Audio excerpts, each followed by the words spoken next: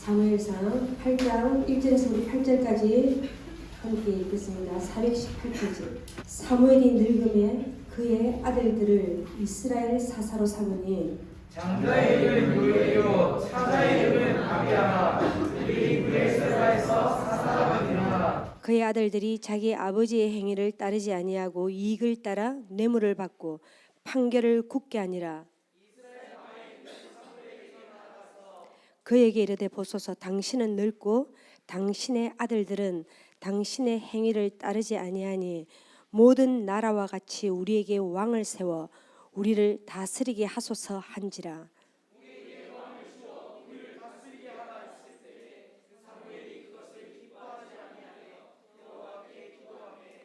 여호와께서 사무엘에게 이르시되 백성이 내게 한 말을 다 들으라. 이는 그들이 너를 버림이 아니요 나를 버려 자기들의 왕이 되지 못하게 함이니라. 내가 그들을 애굽에서 인도해 낸 날부터 오늘까지 그들이 모든 행사로 나를 버리고 다른 신을 아멘. 예, 우리 말씀 제목 한번 읽어보겠습니다. 예, 시작. 하나님의 통찰에 살아가는 법. 예, 거창하죠. 거창하죠. 하나님의 통치 아래 살아가는 법. 통치 안에 안 살면 어떻게 되겠습니까? 예. 자, 우리 예수님은 초림으로 제일 처음 오셨을 때는 여러분들이 다 아시는 것처럼 정말 초라한 말 구육관으로 오셨습니다. 그리고 동방박사나 그 목자들, 극소수의 사람들만 알 수 있도록 예수님은 은밀하게 이 땅에 오셨습니다. 그리고 예수님은 초림에 이 땅에 오셨을 때는 예수님은 죄인을 구원하러 오시려고, 우리 같은 그 죄인을 구원하시기 위해서 십자가에 죽으시면서 그분은 죽임 당하신 어린 양으로 오셨습니다. 죽임 당하신 어린 양으로 오셨습니다. 그런데 그 예수님은 다시 오실 때 어떻게 오십니까? 예, 구름을 타고 오실 수도 있겠고 뭐 백마를 타고 잘 몰라요. 하지만 성경적으로는 그렇게 나와 있는데 이 말이 무슨 말이냐? 모든 나라와 민족과 족속과 방언들이 다 예수님이 오시는 것을 다 볼 수 있다는 겁니다. 처음에 오셨을 때는 아무도 모르게 말구육관으로 그렇게 오셨지만 다시 오실 때는 모든 사람이 내가 그분을 모른다 할 수 없을 만큼 다 보는 데서 그분이 오시고, 초림에 오셨을 때는 그분이 죄인을 구원하러 오셨습니다. 그런데 다시 오실 때 그분은 의인을 데리러 오십니다. 이 땅에서 수고하고 헌신하고 주님을 기다린 그분의 신부들, 죄인이 아니라 의인을 데리러 오십니다. 그리고 그분은 처음에 오셨을 때는 어린 양으로 오시지만 다시 오실 때는 그분은 유다의 사자 왕으로 오십니다. 포효하시는 아무도 그분을 모른다 하지 못하도록 그분은 유다의 사자의 왕으로 오십니다. 그리고 나서 그분은 영원히 그분의 나라를 이루시고 통치하시고 우리는 그분과 함께 영원히 삽니다. 우리는 그 날을 기다립니다. 죄인 되었던 우리를 부르시고 주님께서 우리를 의의 옷을 입혀주시고 우리에게 의인의 걸음을 걸을 수 있도록, 우리가 힘들죠. 매일매일 힘들죠. 그런데 오늘도 이 찬양을 그분이 우리의 손을 잡아주셔서 우리는 다시 일어나서 진짜 지금도 여러분 영으로 그분의 빛이 임하고 그분의 소망이 임하고, 예, 우리를 매일매일 너희는 의인이다 하시면서 그날을 사모하게 하신단 말입니다. 그래서 우리는 예수님과의 관계 중에서 예수님이 목자가 되시기도 하고, 예수님이 우리는 신부가 되고 그분이 신랑이 되시기도 하고, 또 예수님이 우리 친구가 되시기도 하고 뭐 많은 관계가 있겠지만 우리는 특히 그분이 왕이시라는 거. 우리 지난 시간도 그런 말씀 드렸죠. 그 향료컵을 깨트리는 그 여인이 어떻게 신앙을 고백합니까? 당신은 나의 주인이십니다. 왕이시기 때문에 우리의 모든 것을 드린단 말이에요. 어떤 지금 관계보다도 그분이 왕으로 오시고 우리는 그분의 통치 아래 영원히 살아가게 될 건데 우리는 그 왕을 맞이하기 위해서 그분의 그 영원한 나라로 들어가기 위해서 우리는 지금부터 여러분 천국은 뚝 끊어지는 게 아니에요. 연결되는 거예요. 다 이 삶과 그냥 우리 한 발만 더 가면 영원한 나라가 온단 말이에요.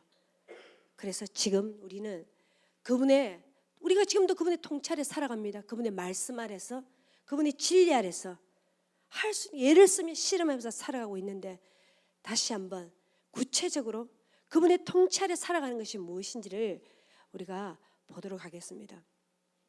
여기에 보니까 사무엘이 1절에 보니까 사무엘이 늙었습니다. 자, 이제 저를 보시면 되겠습니다. 사무엘상 7장과 8장은 시간 차이가 많이 납니다. 얼마나 흘렀는지 어떤 학자는 5년, 어떤 학자는 7년, 10년. 어쨌든 7장과 8장 사이에는 시간이 많이 흘렀습니다. 시간이 많이 흐르고 사무엘은 그 어릴 때 엄마에서 태어나서 그 젖도 안 된 애가 엄마하고 떨어져서 그렇게 살다가 정말 자신의 전 인생을 이스라엘을 위해서 마지막 사사로서 자신의 사명을 다 이제 감당하고 늙었다는 게 뭡니까? 우리가 어쩔 수가 없죠. 이제 이스라엘이 이제는 이 사무엘이 역사의 무대 뒤로 퇴장할 시간이 왔습니다. 우리가 나타날 시간이 있고 퇴장할 시간이 있는 거죠.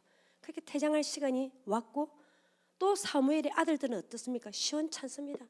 너무너무 시원찮습니다. 불의를 행하고 그렇다 보니 이스라엘 백성들과의 그 신뢰가 깨진 거죠.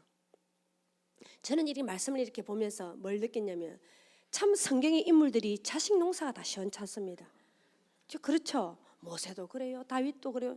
제대로 살았는데 특히 이 사무엘은 남달랐을 것 같아요. 왜? 아장아장 그러면서 자기는 하나님이 전에 살았는데 제일 처음 들었던 음성이 뭡니까? 사무엘이 자신의 그 서성인 엘리 대제사장이 아들을 너무 사랑해. 이놈의 아들들을 너무 사랑해가지고 우상 숭배를 해가지고 아들이 가진 비행을 다 저지르는데 어떻게 합니까? 책망 한마디 안 합니다. 아들이 너무 좋았어. 그 금쪽 같은 아들 책망 한번 안 해가지고 어떻게 합니까? 하나님이 진노가 일어났습니다. 그래서 사무엘을 불러서 제일 처음 사무엘이 들은 음성이 뭡니까? 엄마야, 엘리 제사장의 이 집안을 다 친대요. 심판의 무서운 말을 들었습니다. 자기 직접 들었어요. 그리고 직접 전해줬습니다. 그리고 이 엘리 대제사장 이 가문이 어떻게 몰락하는 것을 자기 눈으로 다 봤습니다. 그러면 사무엘이 어떻게 했습니까? 나는 자식 교육을 제대로 시켜야 되겠다 싶어가지고 그 신앙관과 그 교육관이 남달랐을 거예요. 그래서 자기 영혼을 다 끌어모아서 두 아들의 이름을 어떻게 지었습니까? 예? 어디고 뭐고? 네, 예. 요엘과 아비야. 요엘이 뭔 줄 압니까? 여호와는 하나님이시라. 단순합니다. 여호와는 아버지시라. 최고의 이름을 지었습니다. 근데 어떻게 됐습니까? 네, 이 아들 둘이는 실패로 끝났습니다. 너무 의아하죠. 이해할 수가 없어요. 자, 우리가 저는 무엇을 느끼냐? 여러분, 자식 농사는 은혜로 키운단 말입니다. 자식 농사는 하나님의 은혜입니다. 내가 우리 자녀들을 잘 키웠다고요? 아니요. 하나님의 은혜가 있었기 때문이고, 우리 자식이 지금 좀 별 볼 일 없다고요? 아니요. 그 자녀들은 하나님의 그 놀라운 은혜 아래 있기 때문에 반드시 그 은혜라는 그 무한한 사랑 안에서 절대 멀리 못 갑니다. 때가 되면 다 돌아온단 말입니다. 예? 자녀들은 하나님의 은혜로 키운단 말입니다. 제가 선교단체에 있으면서 얼마나 많은 선교사님들이요, 거의 자녀 농사가 정말 평생 피눈물을 흘리는 그런 선교사님들 얼마나 제대로 살았는데요. 근데 막 자책을 합니다.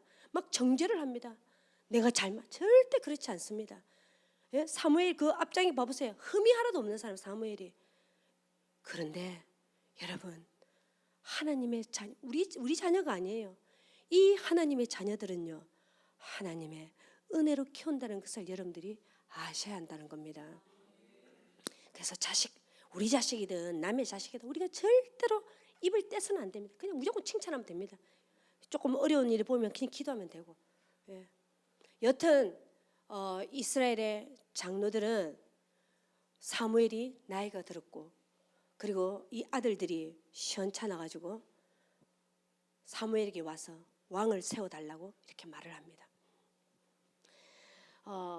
자, 그런데 5절에 한번 볼까요? 5절에 그에게 이르되 보소서, 당신은 늙고 당신의 아들들은 당신의 행위를 따르지 아니하니 모든 나라와 같이 우리에게 왕을 세워. 자, 여기가 포인트입니다. 모든 나라와 같이. 모든 나라와 같이. 이 이스라엘의 주변에는 많은 나라들이 있습니다. 암몬, 미디안, 블레셋, 다멕색, 에돔, 모압 많이 있습니다. 그런데 이 주변에 모든 나라가 다 왕이 있습니다. 예, 블레셋 같은 경우는 이 도시 국가로 5개 아주 체계적인 왕을 갖췄습니다. 모든 나라가 강력한 왕의 리더십 아래 체계를 갖추고 군사를 딱딱 갖춰가지고 이스라엘 백성들이 늘 마음으로 부러운 거예요. 우리도 왕이 좀 있었으면, 우리도 왕 좀 있었으면. 여러분, 이들은요, 나중에 쭉 말씀해 보면요, 이들이 당신이면 늙었니, 당신의 아들, 이들은요, 하나님 사사는 절대로 개성이 안 됩니다. 대제사장 개성, 사사는 하나님이 뽑습니다. 이 아들들은 그냥 보조로 있었을 뿐입니다. 절대로 개성이 돼요. 근데 이들은 이게 다 핑계인 거죠. 그들은 그냥 왕이 있었으면 좋겠어요. 다른 나라처럼 세상 사람들이 다 하는 거 왜 우리만 유별스럽게 구냐? 우리가 무슨 신정 통치를 하냐? 다 봐라, 우리는 맨날 쳐들어오고, 자기네들이 잘못된 줄 모르고, 자기네들 우상 숭배하고 맨날 이중적인 생활을 하니까 그들이 인생 막대기로 하나님이 맨날, 그들은 너무너무 불안한 거죠. 맨날 불안한 거죠. 언제 미디안이 쳐들어올지, 언제 블레셋이 다 왕이 없어서, 사사기 때 제일 끝에 다 왕이 없어서 그렇다. 왕 좀 세워달라. 왜 우리가 유별나게 구냐? 우리도 왕 좀 세우자. 왕 좀. 그러면 이런 일이 없을 거다. 우리 1번 한번 보겠습니다. 1번. 자, 한번 읽어보겠습니다. 하나님의 통치로 살아가는 것은 뭡니까?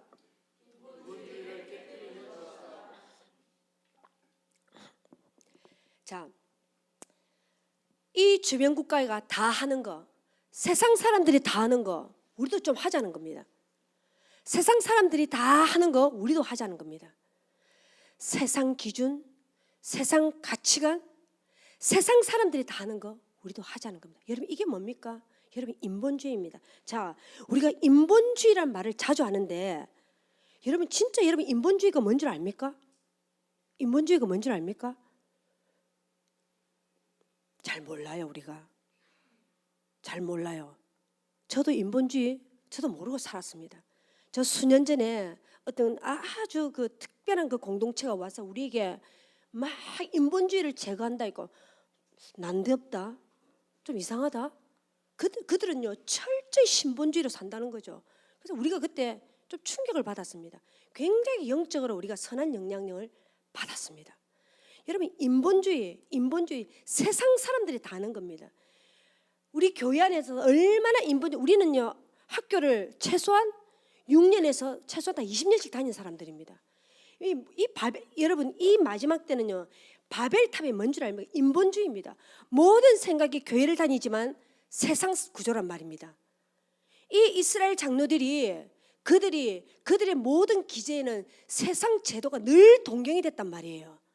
그래서 왕을 구했던 것처럼 우리가 교회를 다니는데도 우리의 사고방식이나 우리의 의식의 흐름이나 우리의 말이나 우리의 생각들이 얼마나 인본주의가 많은지 모른다는 겁니다. 이게 바벨탑처럼 우리가 세웠어요. 쌓아져 있다는 겁니다.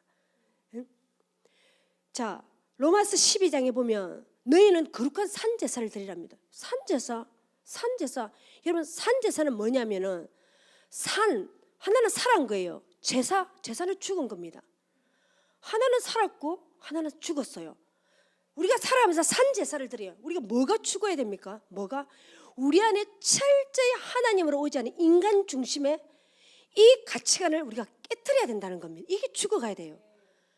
살아있는 건 뭡니까? 그 생명 대신 예수 그리스도, 그 철저한 하나님의 신본주의가 우리 안에 날마다 살아나야 된다는 겁니다. 아멘. 제가 한 번씩 이렇게 대형교회 설교를 이렇게 한 번씩 들어요. 와, 진짜 제가 너무나도 많은 설교가 사람 중심입니다. 사람 중심입니다. 정말 저 설교가 하나님께 영광을 돌릴까? 사람이 위로받아야 되고, 사람이 좋아야 되고, 사람이 행복해야 되고, 사람이 사랑해야 되고, 다 맞는 만 같지만은요, 너무 많은 설교가 인본주의 설교입니다. 진짜 인본주의가 있어요. 제가 며칠 전에도 청년들 몇 명 모아놓고 이런 이야기를 했는데, 여러분들은 별 관심이 없겠지만, 여러분 전 세계에서 음악을 그 순위를 매기는 최고의 빌보드 차트죠. 빌보드 차트. 요즘 그 1, 2위를 여러분들이 전혀 미디어를 안 보기 때문에 제가 알려드립니다. 전혀 미디어를 안 보기 때문에 제가 알려드립니다. 지금 미디어에서 1, 2위를 차지하는 멤버가 누구냐? 그룹이 누구냐? 1위는 BTS고 2위는 블랙핑크입니다. 블랙핑크. 자, 이들이 네이버 뉴스에 날마다 납니다. 자, 이들은요, 이 사람들의 리더가 누굽니까? 방시혁이라는 서울대 나온 사람입니다. 자, 이 사람이 엔터테인먼트를 차렸습니다. 하이브라는 엔터테인먼트를 차렸습니다. 자, 이 사람이 세운 지가 15년이 됐는데 이 사람의 개인 자산이 얼마인 줄 알면 6조입니다. 6조. 우리나라에서 기업 5위 6위입니다. 자, 이 사람은 머리가 비상한 사람입니다. 이것으로 그치지 않습니다. 미국의 엔터테인먼트를 다 인수를 했습니다. 그리고 나서 전 세계 유명한 사람들을 자신의 엔터테인먼트 이 하이브에 소속시켜서 이 사람의 영향력은 어마어마합니다. 자, 왜 그렇습니까? 왜 그렇습니까? 자, 이들은 여러분 BTS와 블랙핑크가 어떻게 합니까? 이제는 이들은 노래만 부르는 게 아닙니다. 이들은 노래만 부르는 것이 아니라 이들은 모든 패션이 의류지, 그 다음에 가방, 시계 모든 것을 주류합니다. 여러분 지금 프랑스의 유명한 샤넬, 루이비통 그 회장들이 한국에 오기 바쁩니다. 여러분 요즘 셀럽이니 뭐니 하면서요, 한국 사람, 한국 젊은 애들 모시기 바쁩니다. 자, 이들이 여기서 끝나지 않습니다. 이들은 유엔에 공식 발언을 하기 시작합니다. 그들의 발언이 뭐냐? 동성애를 사랑하자입니다. 그리고 기후에 대한 이야기를 하고, 이들은 노래만 부르는 게 아닙니다. 뭡니까? 이들은 루시퍼가 찬양의 천사장이죠. 그리고 이 루시퍼는 마지막 때의 모든 문화를 관장합니다. 자, 왜 하필 눈 쪽째진 대한민국 사람입니까? 이럴 수가 없어요, 여러분. 지금 이럴 수 없어요. 전 세계가 처음에 K-팝 열풍이 불다가 여러분 이럴 수가 없어요. 여러분 영적으로 딱 보면은요, 네? 도대체 대한민국은 어디까지 올라갈까? 사단이 아는 거죠. 왜? 대한민국의 다음 세대가 일어날 것을 이들은 이미 알고 있습니다. 사단의 어젠다가 뭡니까? 이들을 기름 부어서, 이들은 여러분 사단에게 몸과 마음과 이 모든 것을 바친 사람들입니다. 그들은 영혼을 판 사람들입니다. 계시록에 보면 나와 있죠. 영혼을 판 사람들이에요. 잡아가지고 그들에게 음악을 주고 강력한 사단의 기름 부음으로 인해서 그들은 뭡니까? 사단을 예배합니다. 강력하게. 여러분 그들의 영상 봤죠? 루시퍼에게 정확하게 입을 맞춥니다. 끔찍합니다. 그리고 그들은 마지막 때에 이 다음 세대들을 다 사단을 숭배하게 만든단 말입니다. 그들은 알고 있습니다. 대한민국이, 여러분 이 마지막 때에 이 이스라엘을 중심으로 일어날 한국, 일본, 미국, 네팔, 말레이시아, 필리핀, 태국, 이들이 마지막 때에 일어나서 하나님 나라에 강력하게 일어날 텐데 누가 이걸 주냐? 대한민국입니다. 거기다가 대한민국의 다음 세대들입니다. 하나님은 어떤 계획을 가지고 계시냐? 하나님이 왜 뉴튼 교회를 세우십니까? 예? 7만 교회 교회에 모자라서 또 세우십니까? 이 마지막 때의 교회에 그들은, 이 다음 세대들은 하나님께 모든 것을 드린 자, 하나님께 모든 것을 드린 자, 그리고 하나님께 강력하게 기름 부음 받은 자들이 일어나서 하나님 나라를 향해 돌진한다는 겁니다. 그래서 마지막 때의 교회들이 지금 일어나고 있습니다. 이전의 교회들은 이전의 교회에 해야 할 역할이 있습니다. 근데 마지막 때 이 교회는 어쩔 수 없이 젊은 사람들이 들어옵니다. 젊은 사람들이 와서 그들의 이 청년들, 그리고 그들이 또 자녀를 낳고, 여러분 참 우리가 인정할 수밖에 없는 게, 저는요 기도를 하루에 5시간을 하고 하루에 7시간을 기도를 해도 여러분들만큼의 기름 부음을 받지를 못합니다. 우리에게 주시는 하나님의 기름 부음이 있습니다. 굉장히 고귀한 게 있습니다. 하지만 제가 봤을 때 지금 20대, 30대에 저는 목사님들도 다 그런 말을 합니다. 기름 부음이 다릅니다. 여러분들, 당신 교회에 청년이 한 명이라도 있습니까? 그 청년은 예사로운 청년이에요. 이 마지막 때에 그 청년이 그것을 다 뚫고 교회에 앉아있다. 그 청년을 하나님의 관점으로, 그들은 보통 사람이 아니란 말입니다. 예? 그리고 그 아이들이, 그 청년들이 자녀를 낳았다. 놀라운 겁니다. 하나님이 한두 달 전에 우리가 다음 세대 학교 이름을 먼저 주셨습니다. 위트니스 스쿨. 예, 참 정인 학교라고 정확하게 딱 감동. 마치 교회 이름을 주님께서 주셨을 때처럼 다 하나님이 이 마지막 때 너희 교회 아이들은 나의 정인들이 될 것이다. 온 열방 가운데 그들은 나의 정인들이 될 것이다. 나를 증거하게 될 것이다. 되게 참 감사했었습니다. 그래서 이제 그 날이 언제 될 줄 이제 모르지만, 제가 지금 요 취약 그 전으로 있는 우리 집사님들이 3분이 있습니다. 제가 따로 한번 다 따로 우연하게 물었습니다. 만약에 우리 뉴팅 교회가 이 정인학교를 세우게 되면 집사님은 어떻게 하겠습니까? 딱 한 집사님이 1초의 망설임도 없이 그 아이가 아마 가장 기뻐할 거예요. 딱 그렇게 말하고, 또 한 집사님한테 제가 한번 물었습니다. 그랬더니 자기는 그런 말을 한대요.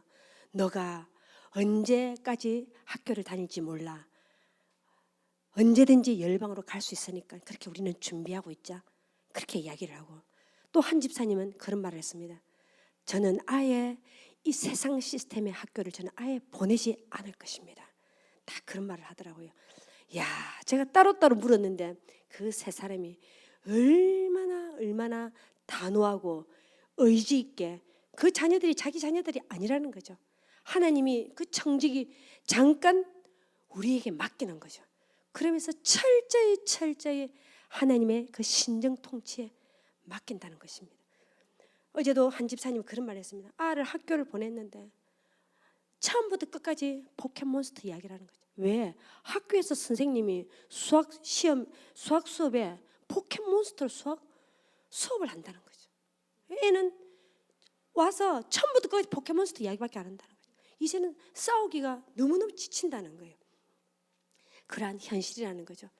그래서 여러분, 진짜 하나님의 통치 아래 살아간다는 것은 이 세대를 본받지 아니하고 철저히 인본주의를 깨트리고 하나님의 말씀을 따라 살아간다는 것입니다. 아멘. 자, 우리 두 번째 보겠습니다. 예, 하나님의 통치를 받는 것은, 읽어보겠습니다. 자, 보이지 않는 것을 붙잡고 살아가는 것입니다. 자, 여러분, 이스라엘 백성들은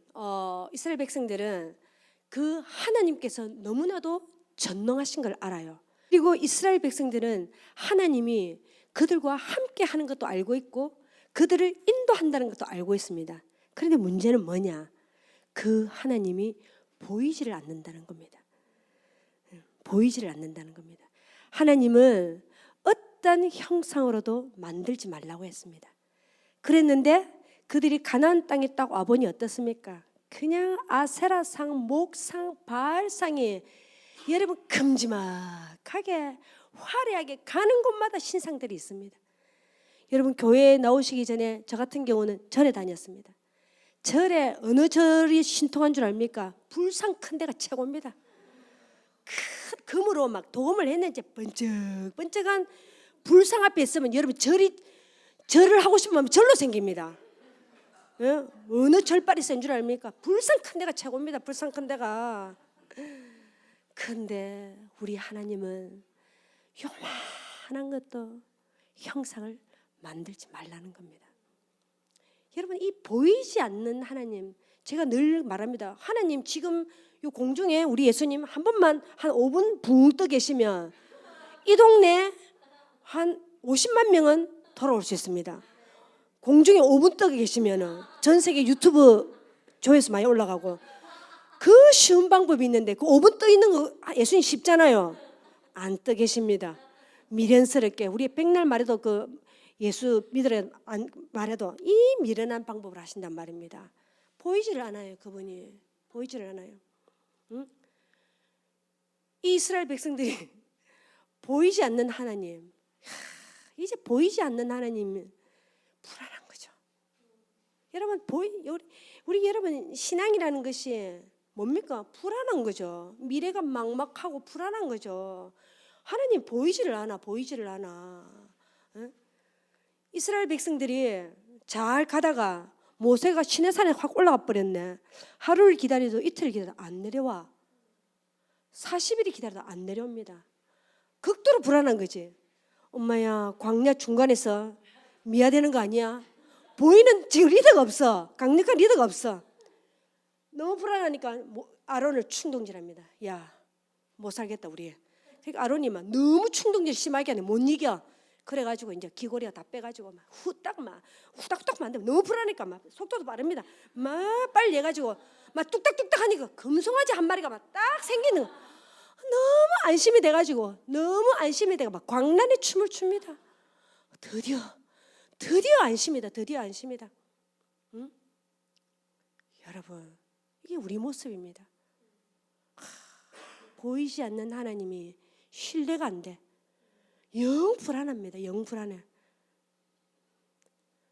보이는 것, 손에 잡히는 것, 가시적인 것, 얼마나 우리 마음 가운데에 왜 불안합니까? 왜 염려가 옵니까? 왜? 제가 어제도 그런 말을 했습니다.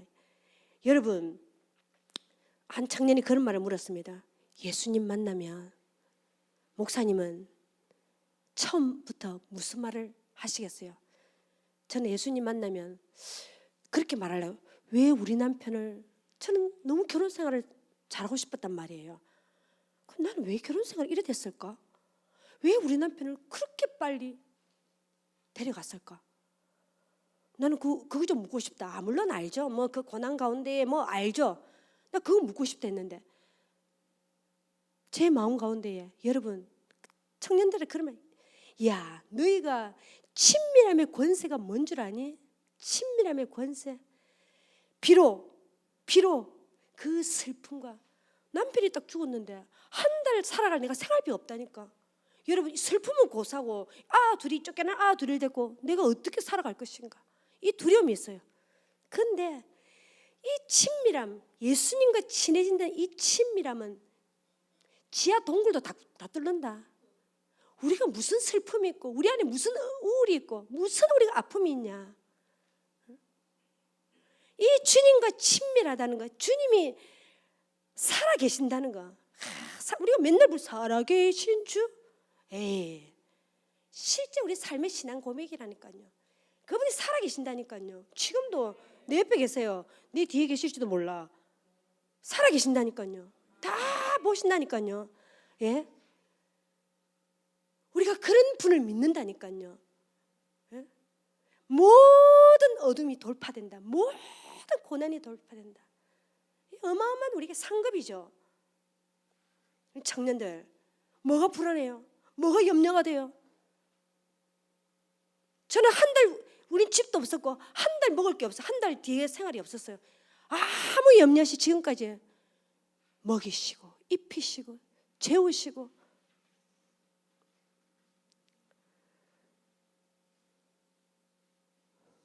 어쨌든 이 보이지 않는 거, 여러분 교회 공동체도 마찬가지입니다. 교회 공동체도 마찬가지입니다. 물론 보이는 강력한 카리스마가 있는 리더가 있는 것도 물론 그것도 축복입니다. 좋지만 여러분 사람이 죄성이 얼마나 무서운 줄 압니까? 여러분 5명이 있어도 자기 세력이 좀 있잖아요.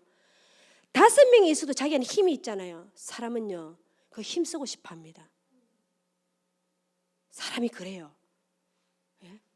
그 속으로 그 우리 몇 명만 있어도요 힘 자랑하고 싶어요. 느껴져야 돼요. 그게 강화돼야 됩니다. 우리가 어떤 것을 해도요 뉴띵교회에서 정말 제가 걱정을 안 하는 게 성령님은요 지금까지 제가 경험이 그래요.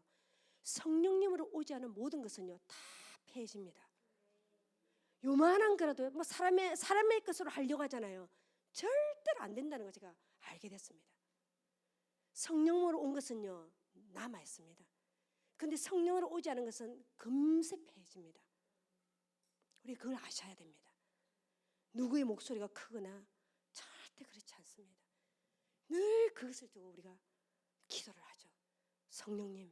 성령님이 왕이시고 이 뉴띵 교회를 주도하시고 사람이 없어도 또 다른 사람이 채워지고 그런 건강한 교회가 돼. 여러분 옥하는 목사님이 돌아가실 때 뭐라고 하시는 줄 압니까?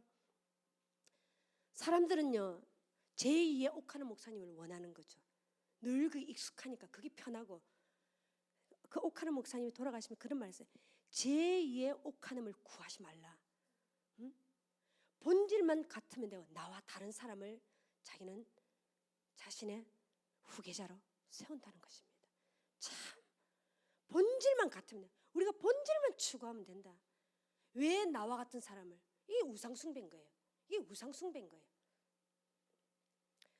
자, 그래서 자 보니까 6절에 보니까 우리에게 왕을 주어 우리를 다스리게 하라 했을 때에 사무엘이 그것을 기뻐하지 아니하여 여호와께 기도하며 여호와께서 사무엘에게 이르시되 백성이 내게 한 말을 들으라. 이는 그들이 너를 버림이 아니요 나를 버려 자기들의 왕이 되지 못하겠다.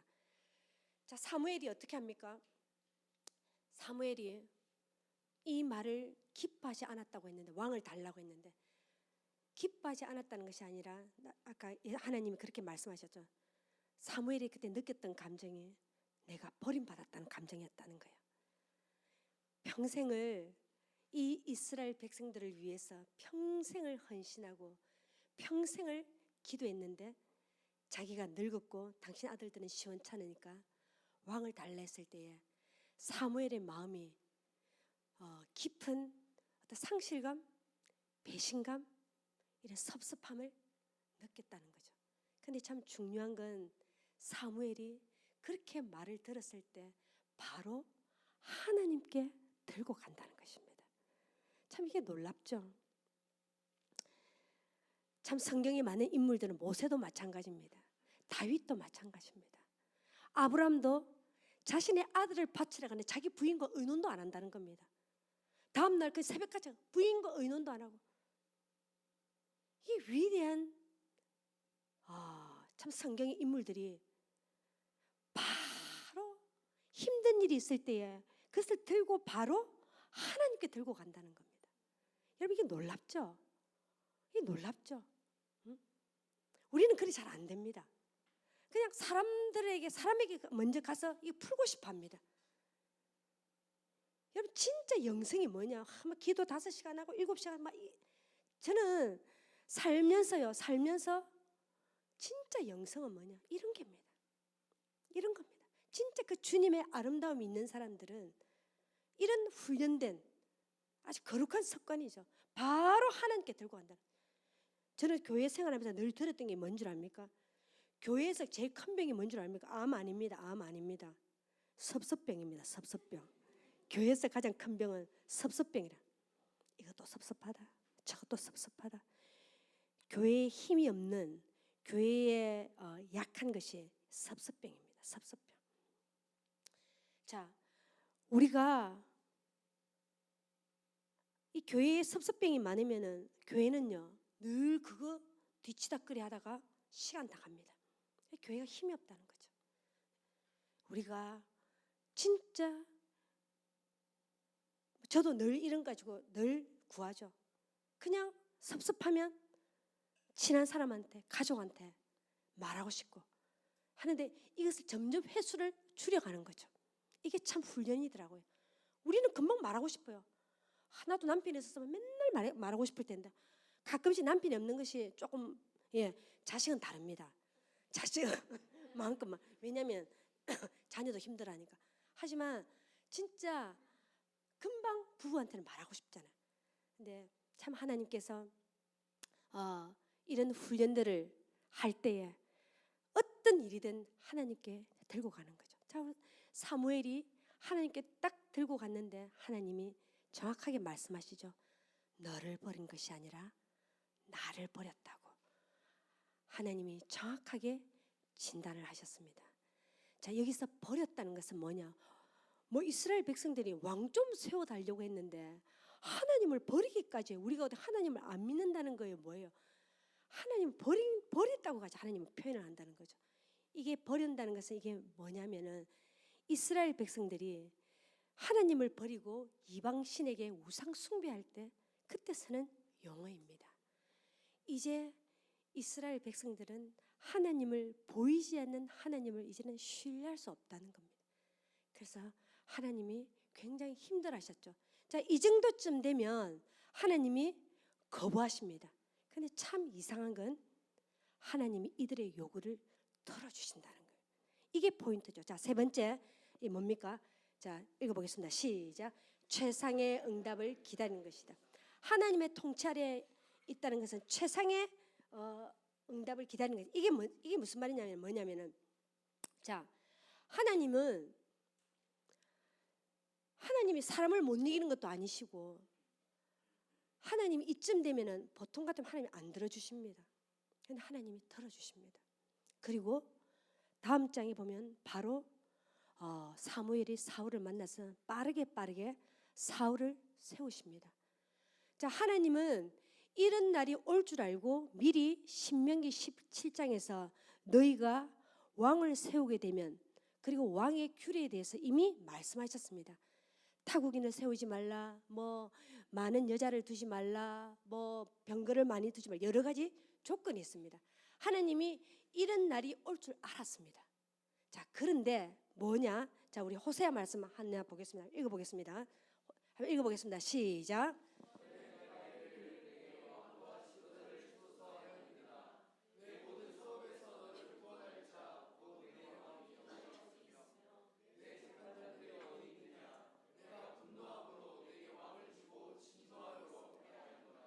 예, 이 일로 인하여서 그 전에 이 일이죠.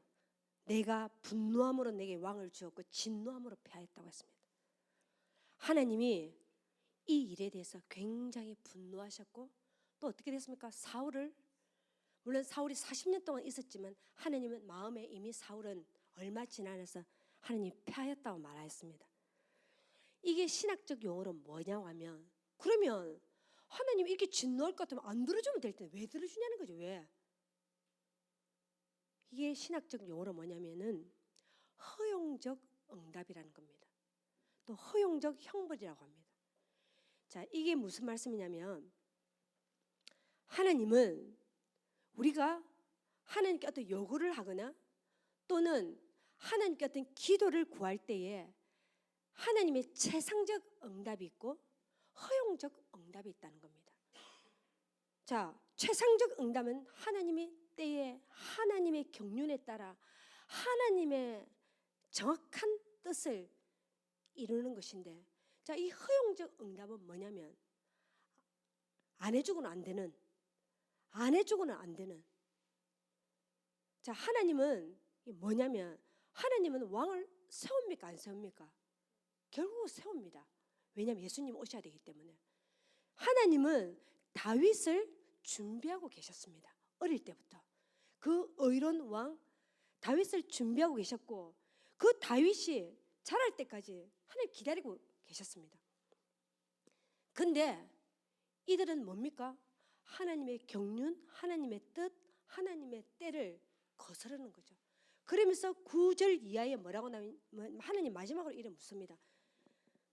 이게 쫙 보면 이렇게 나와 있습니다.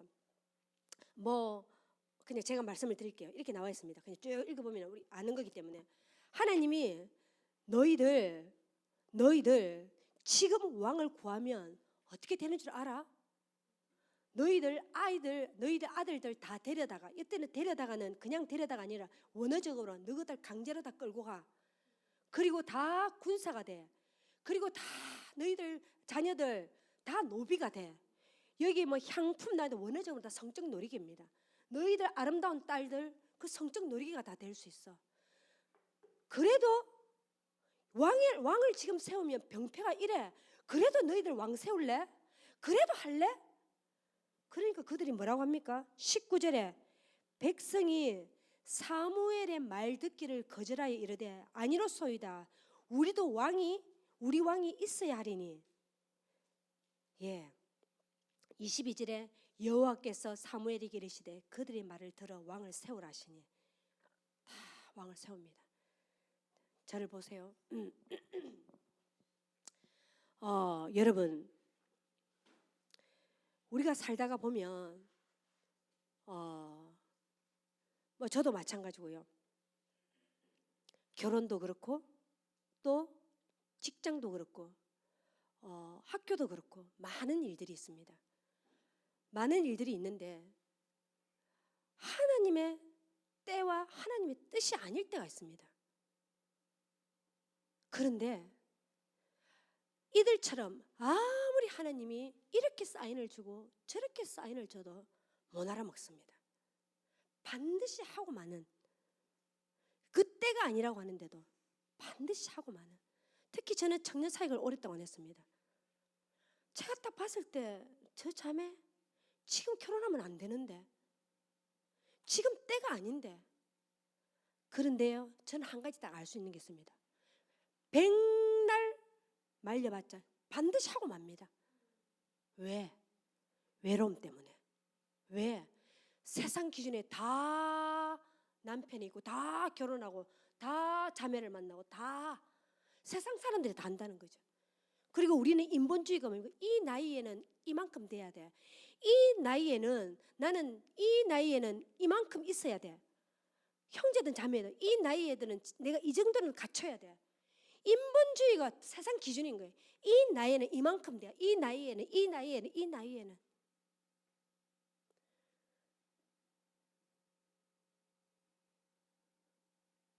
제가 그런 경우를 종종 봅니다.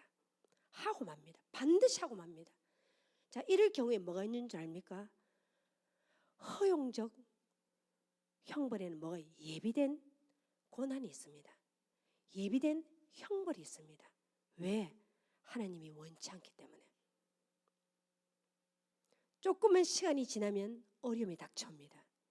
조금만 시간이 지나면 일이 꼬이기 시작합니다. 조금만 시간이 지나면 일이 막히기 시작합니다.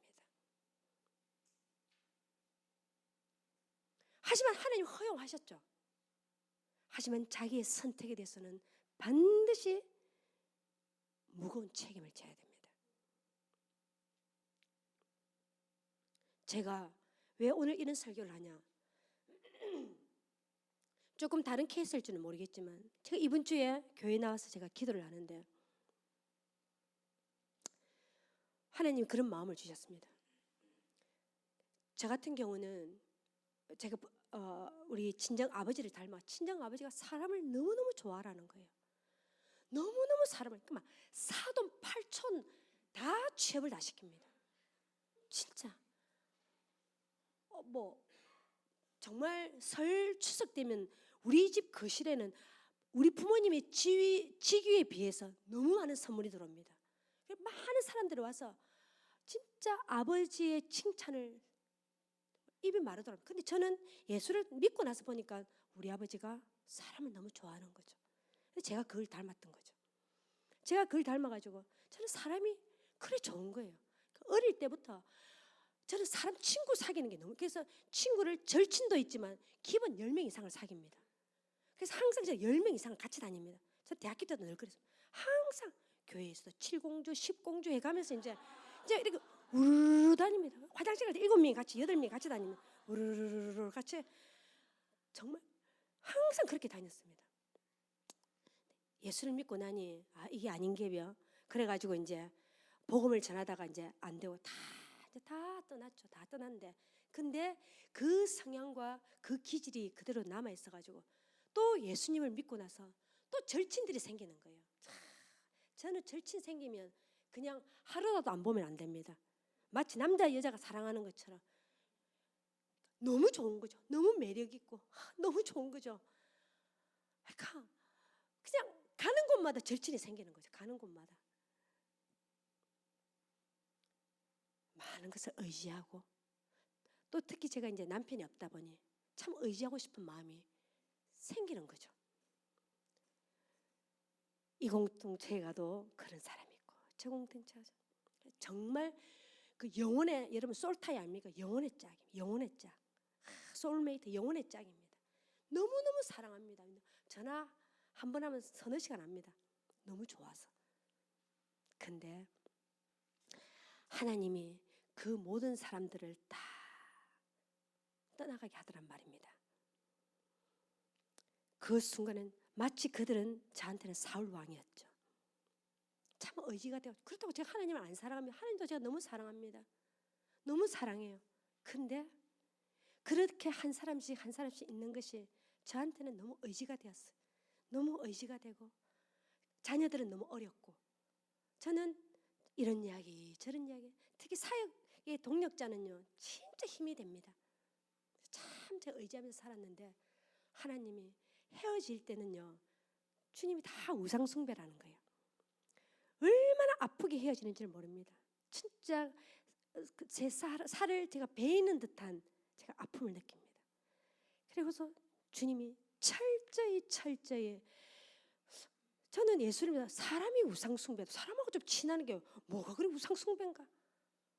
하나님은 질투하시는 하나님이시더라고요. 남편 앗아간 것도 모자라서 그 사람하고 조금 친하게 지내는 거 우리 하나님 못 보시더라고요. 그래서 저는 사람을 사귀는 거 굉장히 두렵습니다. 또 헤어질 거기 때문에 아예 너무 많이 그래 헤어졌습니다. 참 그런 아픔이 있습니다. 그래서 제가 주중에 나와서 다시 한번 주님이 내가 왜 너를 혼자 두는 줄 아니? 네가 그 모든 사람을 다 떠나가게 했다. 제가 다시 한번 제가 오해를 했습니다. 그 근원적인 외로움이 있잖아요. 인간은 외로운 거죠. 철저히 혼자 두는 거죠. 그러면서 정말 나의 통치. 여러분 친하게 지내라 이런 차원이 아닙니다.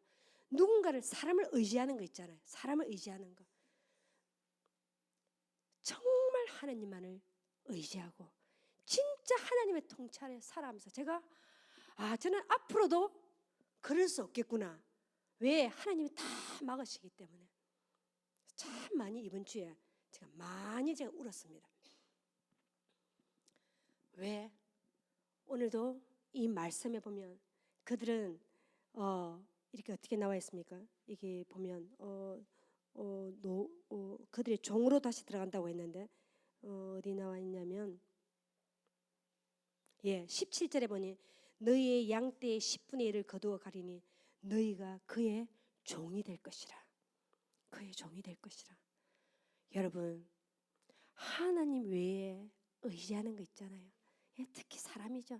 사람은 가장 매력적입니다. 사람은 가장 가치 있어 보입니다. 이렇게 되면 우리는 얻는 것 같지만 우선은 좋아요. 외로움도 들고 좋지만 많은 것을 잃어버릴 수 있습니다. 많은 것이 매일 수가 있습니다. 그래서 어느덧 여러분 부부는요. 여러분 동력자예요. 부부는 서로를 정말 존중하면서 하나님 나라의 동력자입니다. 여러분 착각하시면 안 돼요. 진짜요. 진짜 여러분 신본주의와 인본주의가 얼마나 우리가 섞였는지. 부부는 이 세상에서 너무너무 좋은 사람이죠. 진짜 동력자예요. 먼저 갈 수도 있고 먼저 남을 수도 있고 가도 있어도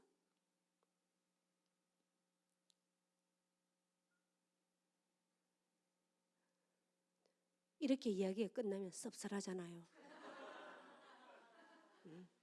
그래서 하나님은 이 이스라엘 백성들의 이 아집과 고집과 절대로 꺾이지 않을 이런 죄성 가운데서도 하나님의 계획은 아름답고 빛나게 그 아집과 고집을 뚫고 하나님은 다음 왕, 내 마음에 합한 왕 다윗을 준비하십니다. 그렇게 다윗을 준비하셔서 그 다윗의 그 계보를 따라 영원한 왕 예수 그리스도가 오신다는 겁니다. 오셨고 다시 오셔서 진짜 그분의 통치 아래, 그 사랑의 통치 아래 우리 안에 무슨 외로움이 있겠습니까? 무슨 아픔? 여러분, 우리의 모든 고통은 사람입니다. 사람이 우리에게 위로도 되지만 또 사람이 우리에게 아픔을 줍니다. 하지만 그분의 영원한 왕 아래서 그 사랑의 통치 아래서 우리가 살아가게 될 것입니다. 아멘.